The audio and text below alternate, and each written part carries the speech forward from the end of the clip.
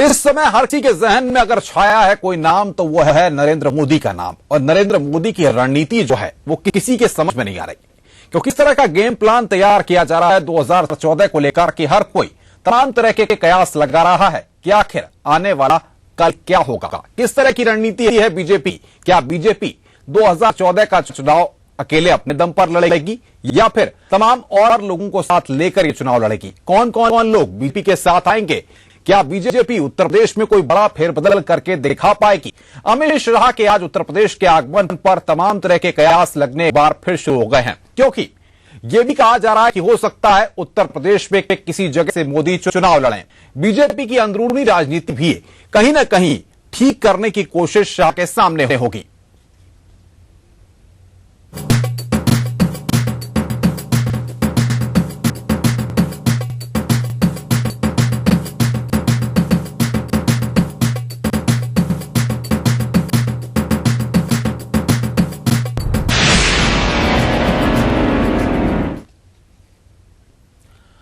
BJP की अंदरूनी राजनीति में भले ही तूफान मचा हो, लेकिन भाजपा केंद्रीय प्रचार समिति का अध्यक्ष बनाए जाने के बाद नरेंद्र मोदी ने अपने एजेंडे पर काम करना शुरू कर दिया है। नरेंद्र मोदी के करीबी और उत्तर प्रदेश भाजपा प्रभारी अमित शाह के लखनऊ आगमन पर उसका ट्रेलर भी देखने को मिला। लखनऊ पहुंचने पर अमित शाह का जिस गर्मजोशी के साथ कार्यकर्ताओं ने स्वागत किया, उससे यही लगता है कि मोदी एजेंडा यहां काम कर जाएगा। लखनऊ पहुंचते ही अमित शाह ने केंद्र की सियासत में यूपी की अहमियत का एहसास कराते हुए कहा कि केंद्र में सरकार बनाने में यूपी की अहम भूमिका होती है। अमित शाह ने कहा कि वो उत्तर प्रदेश में भाजपा की नींव मजबूत करने के लिए आए हैं और केंद्र में अगली सरकार एनडीए की होगी। ये बात अमित शाह ने साफ तौर पर कह दी, लेकिन नरेंद्र मोदी के लखनऊ से चुनाव लड़ने के सवाल पर अमित शाह ने चुप्पी साध ली।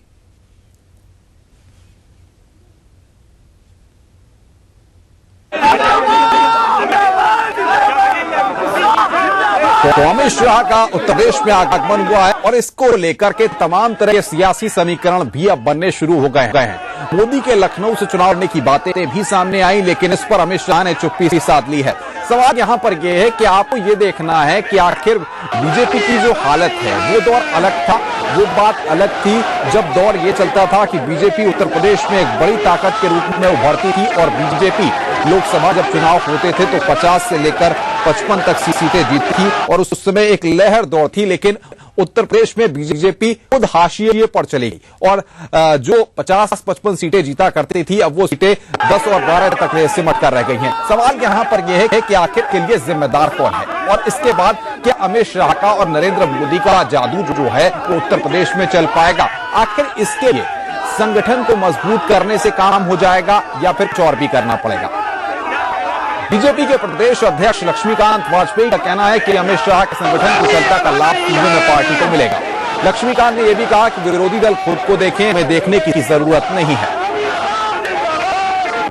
के रूप में अमित शाह जी का उत्तर प्रदेश में होना और आगमन, उनके संगठन की जो कुशलता उनके अंदर है उसका लाभ उत्तर प्रदेश के कार्यकर्ताओं को मिलेगा। लोकतांत्रिक ढांचा और संगठनात्मक ढांचा ठीक है, केवल उसमें चुनाव प्रबंधन की स्किल और बूथ पर केंद्रित होने की स्किल, इन दो पर हमको काम करना है। इसका तो बूथ पर निश्चित तौर पर सफलता प्राप्त करेंगे। विपक्षियों की जो आशंका है वो निर्मूल निकलेंगी और अंततः विपक्षी उस स्थिति में जाएंगे जिसकी वो कल्पना अपनी अभी भी नहीं कर रहे। उत्तर प्रदेश के प्रभारी बनाए गए भारतीय जनता पार्टी के वरिष्ठ नेता अमित शाह आज पहली बार लखनऊ पहुंचे। लखनऊ में प्रभार संभालने के बाद आज से ही उन्होंने बैठकों का दौर भी शुरू कर दिया। इससे पहले अमित शाह का लखनऊ एयरपोर्ट पर भाजपा कार्यकर्ताओं ने भव्य स्वागत किया।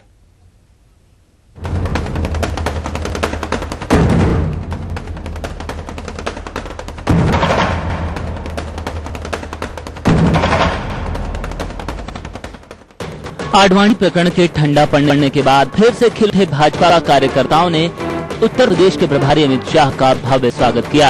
अमित शाह प्रभारी बनाए जाने के बाद बुधवार को पहली बार उत्तर प्रदेश आए। लखनऊ एयरपोर्ट पर उतरने के साथ पार्टी पदाधिकारियों और कार्यकर्ताओं में अमित शाह से मिलने की होड़ लग गई। एयरपोर्ट से लखनऊ स्थित भाजपा मुख्यालय तक कई जगहों पर अमित शाह का शानदार स्वागत किया गया। एयरपोर्ट पर मीडिया से मुखातिब हुए अमित शाह ने इतना कहा कि आने वाले लोकसभा चुनाव में एनडीए की ही सरकार बनेगी। जिसकी मजबूत नींव उत्तर प्रदेश से डाली जाएगी। अमित शाह मोदी और जेडीयू से जुड़े सवालों से बचते हुए आगे निकल गए। और आज मैं पहली बार यूपी आया हूँ। मैं इतना ही कहना चाहता हूँ कि 2014 में भाजपा के नेतृत्व में एनडीए की जो सरकार बनेगी, इसकी मजबूत नींव यूपी से डाली जाएगी। धन्यवाद।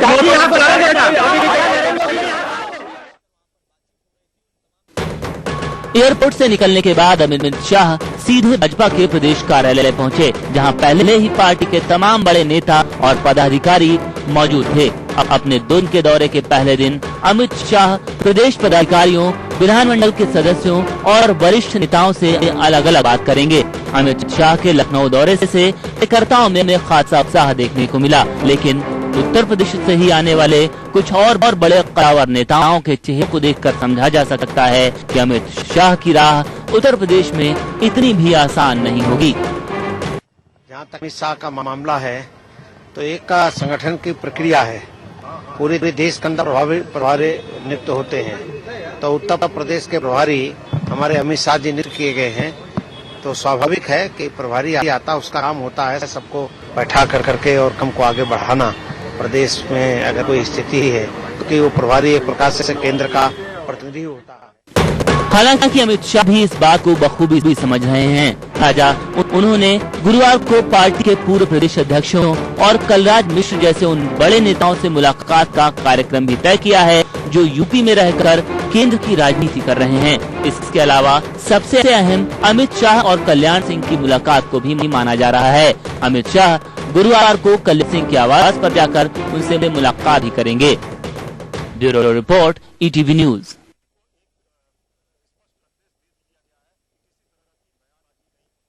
प्रवक्ता विजय बहादुर पाठक जी, विजय बहादुर पाठक जी, बहुत बहुत स्वागत है आपका ईटीवी उत्तर प्रदेश उत्तराखंड साथ जुड़ने के लिए। मेरा अहम सवाल यहाँ पर यह है कि जिस तरह आपकी पार्टी की उत्तर प्रदेश में जो हालत थी, इसको लेकर तमाम तरह के सवाल खड़े हो चुके हैं। पहले आपकी पार्टी के नेता भी इस बात को मानते हैं। ऐसे में अमित शाह का आगमन एक प्रभारी के तौर पर कितना बदलाव ला सकता है?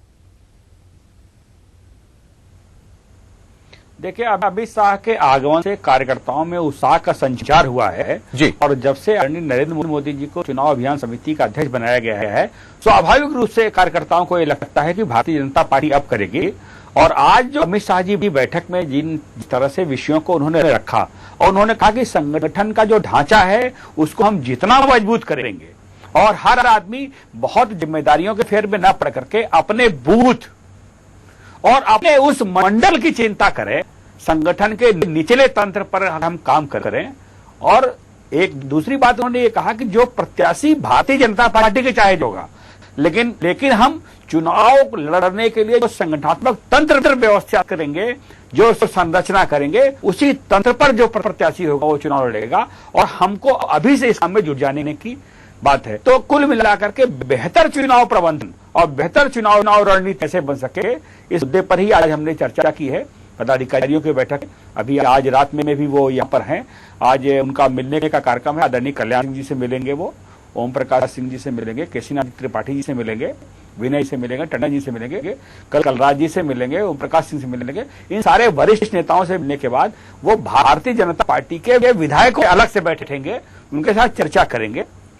कुल मिला विजय जी, आपकी बातों को मैं बखूबी समझ रहा हूं, और इस वक्त मेरे साथ आपके साथ बने रहिए, मैं आपसे भी चर्चा करूंगा। और इस वक्त मेरे साथ राजेंद्र चौधरी, जो कि समाजवादी पार्टी के प्रवक्ता हैं, वो भी जुड़े हुए हैं। राजेंद्र चौधरी जी, बहुत बहुत स्वागत है आपका ईटीवी के साथ जुड़ने के लिए। सबसे पहले हम आपकी प्रतिक्रिया इस पूरे मसले पर यूं जानना चाहते हैं कि आपकी पार्टी विकास के एजेंडे को लेकर के आगे बढ़ रही है। उत्तर प्रदेश में आपकी बहुमत की सरकार है, अमित शाह आ रहे हैं, कुछ दिनों बाद हो सकता है नरेंद्र मोदी भी आए, और जो आपकी पार्टी का मिशन दिल्ली है उसको चुनौती दें और आपसे नेट टू नेट फाइट लड़े। किस तरह से आप तैयारी कर रहे हैं? नहीं, तैयारी तो समाजवादी पार्टी जनता की पार्टी है और जनता की सरकार है। उत्तर प्रदेश में कोई भी शाह आ जाए जी, और थैली शाह भी आ जाए, वो भी उत्तर प्रदेश की जनता को बरगला नहीं सकती है जी। अमित शाह हो या इनके आका नरेंद्र मोदी हो, उत्तर प्रदेश में राजनीति में इनकी कोई उपस्थिति नहीं हो सकती है।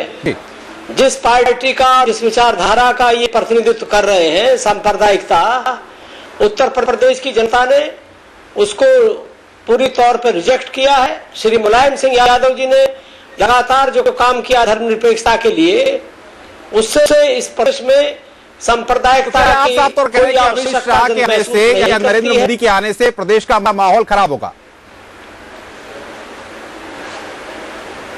नहीं, इनकी कोई स्थिति नहीं है यहाँ, इन्हें कोई लेकिन गुजरात का फोबिया ऐसा चढ़ा है कि ये और इनके ताकतवर कद्दावर मंत्री आजम खान साहब दो बार ये कह चुके हैं कि उत्तर प्रदेश को गुजरात नहीं बनने देंगे। उसके पीछे इनका भाव क्या है? ऐसा गुजरात नहीं बनने देना चाहते हैं? गुजरात तो विकसित राज्य है। चौधरी साहब, संकुचित विचारधारा अगर आप तक विजय जी की आवाज पहुंच रही है, विजय बहादुर पाठक जी भी हमारे साथ जुड़े हुए हैं, वो कुछ अपनी बात रख रहे हैं, कहेंगे आप इस पर?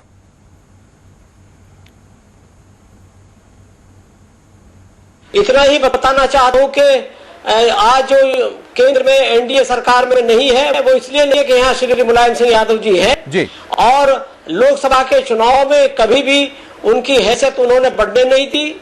समाजवादी पार्टी की जो ताकत है वो जनता की ताकत है, वो धर्मनिरपेक्षता की ताकत है।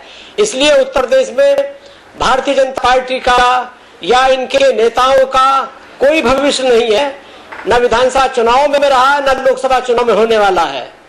लेकिन आप तैयारी तो करेंगे, जिस तरह से आप तमाम राजनीतिक दल जो तैयारियां कर रहे हैं, अमित शाह आते हैं या नरेंद्र मोदी, अगर आपकी तैयारी हमारी इस तरह का कोई क्रिएट खड़ा होता है, तैयारी हमारी है, पहले से है।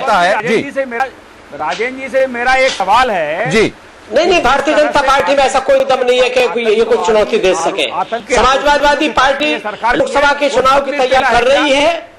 हमारे उम्मीदवार यहाँ विजय जी कुछ सवाल खड़ा कर रहे हैं आपके लिए। समाजवादी सरकार है। जी जी, विजय जी कुछ कह रहे हैं, एक बार उनकी बात को सुन लेते हैं। धर्मनिरपेक्षता की बात कर रहे हैं। धर्मनिरपेक्षता का एक वर्ग और एक जाति की बात करने वाले लोग हमको बताएंगे धर्मनिरपेक्षता क्या है?